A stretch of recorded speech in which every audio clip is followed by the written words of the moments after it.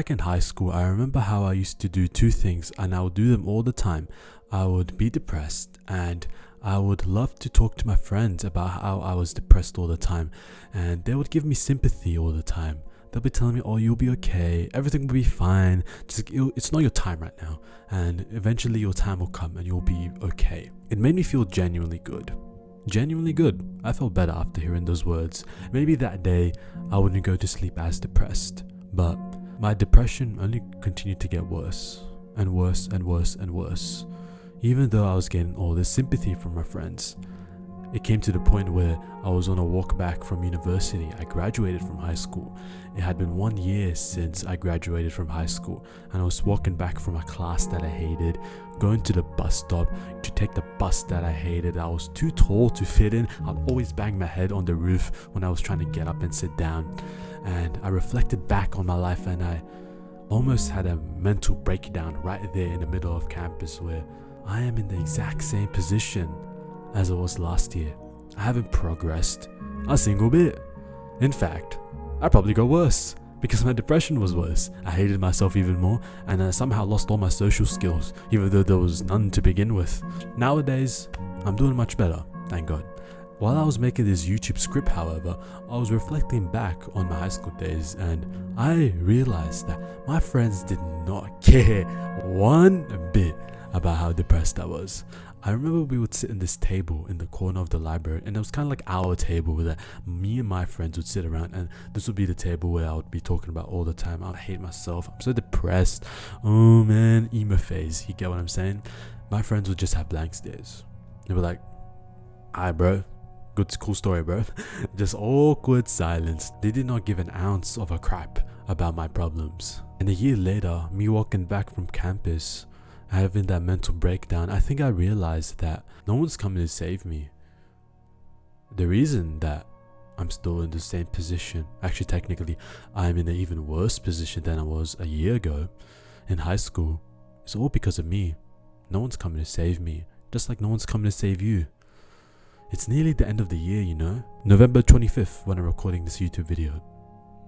All those goals that you made at the beginning of the year, I'm finally going to make money. I'm finally going to be consistent in the gym. I'm going to gain some muscle. I'm going to lose all that fat, all that stubborn belly fat, those love handles. How much progress have you made on those goals? How much longer are you going to wait to even start doing those goals? Because I tell you what, if your mind had its way, you would continue to live like this in this limbo phase forever. Thinking to yourself, oh, I'm going to do this next year, and then not doing it. Next year, I'm going to do this the year after, and then still not doing it. Your mind loves that feeling of comfortability. It does not like to be comfortable at all, doing stuff that's different, doing stuff that's new, doing stuff that you don't know how to do. Which is messed up because you hate yourself, even though you're comfortable.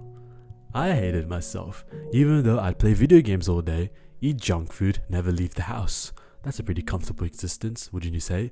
Yeah, I was so depressed. That was the most depressed I was in my life, when I was the most comfortable. It's not a coincidence. Your mind would rather have you live in comfortable hatred of yourself than in uncomfortable bliss of existence. You might turn out to be me, having that breakdown on campus. You next year, when you realize and you reflect all those goals that you made today on the New Year's resolutions. Hey guys, I'm gonna finally hit the gym, and you're even fatter than you were the previous year.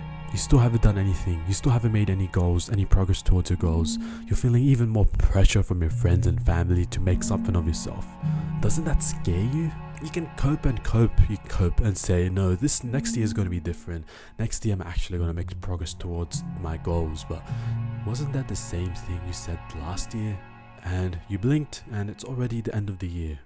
Now imagine you blink again and it's 2025, the end of next year, and you blink again. It's the end of the next year after, and you're still in the same position. You're still depressed, you still hate yourself, you're still broke, you're still fat, you still have no muscle, you still have no confidence, you still have no social skills, you still have no friends.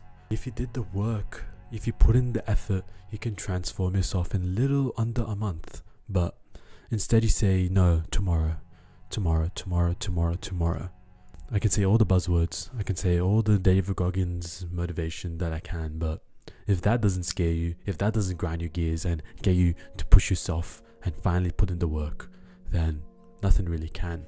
You get motivated, and then as soon as the motivation goes away, you go away with it, with all your effort and all your discipline and all your consistency, all your hopes, all your dreams, all your plans, all the cars you're going to drive, all the houses you're going to live in, all the places you're going to visit. All those dreams slowly dying away. And guess what? Everyone has the same dreams as you do. The dreams that make you special. I have the same dreams as well. Literally right here, I have a bunch of images glue tacked onto the wall of all the cars that I want to drive. I don't want to move my camera. It takes forever to set up, but everyone has the same dreams as you. So your dreams don't make you special if everyone else has them. What makes you special? The work you put in. Do you put in the work to fulfill your dreams? You, by the way, you put in the work. No one's come to save you. My friends didn't come to save me during the university breakdown when I was depressed. I had to fix my depression myself. And I'm not saying that I have bad friends. I'm just saying, as a matter of fact, only you can save you. No one's come to save you. A year from now, still no one's come to save you. It's only you that can fix your life. So start acting it.